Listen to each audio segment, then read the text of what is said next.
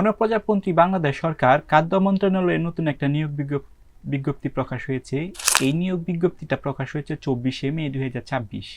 So আপনারা যেন আবেদন করবেন, আবেদন করার জন্য ওয়েবসাইটটা আছে তাদের অফিসিয়াল, সেটা হচ্ছে mood.teletalk.com.bd। এই ওয়েবসাইটের ভিতরে যায় আপনারা আবেদনটা করে ফেলবেন। সো এই যে খাদ্য মন্ত্রণালয়ে যে নতুন নিয়োগটা হয়েছে, সেখানে পদের বিবরণগুলো আমি বলি। সেটা হচ্ছে 1 নাম্বার যে পদটা আছে সেটা হচ্ছে 60 মুদ্রাকরিক কাম কম্পিউটার অপারেটর, বা এটার যে গ্রেড আছে সেটা হচ্ছে বাংলাদেশের গ্রেডিং সিস্টেমে 13তম গ্রেডের চাকরি।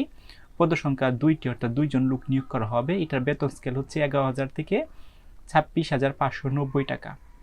এবং এই 60 মুদ্রাকরিক কাম কম্পিউটার অপারেটরে আপনারা যারা আবেদন করবেন তাদের যে শিক্ষাগত যোগ্যতা সেটার প্রয়োজন হবে যে কোনো স্বীকৃত বিশ্ববিদ্যালয় থেকে স্নাতক বা সমমান ডিগ্রি আপনার থাকতে হবে।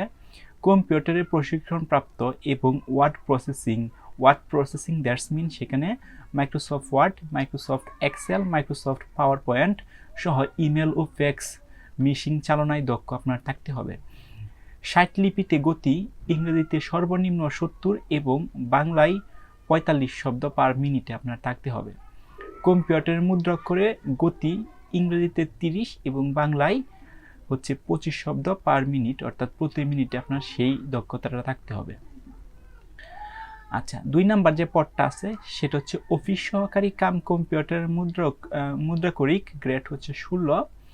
এখানে একজন লোক নিয়োগ করা হবে। বেতন স্কেল হচ্ছে 9,300 থেকে 24,490 টাকা। এবং এই পদে আপনারা যারা আবেদন করবেন তাদের শিক্ষাগত যোগ্যতাটা হবে যে কোনো স্বীকৃত বোর্ড হইতে উচ্চ মাধ্যমিক সার্টিফিকেট বা সমান পরীক্ষায় উত্তীর্ণ হইতে হবে।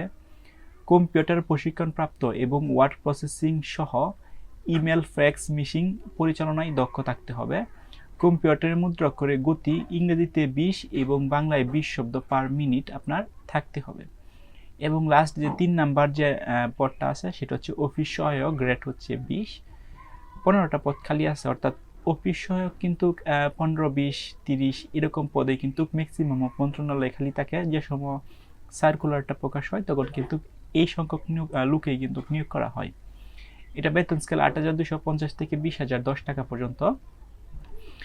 এটার মধ্যে আবেদন করতে হলে আপনি যে শিক্ষাগত যোগ্যতাটা লাগবে সেটা হচ্ছে যে কোনো স্বীকৃত বোর্ড থেকে মাধ্যমিক স্কুল সার্টিফিকেট বা সমমান পরীক্ষায় উত্তীর্ণ আপনার থাকলেই হবে।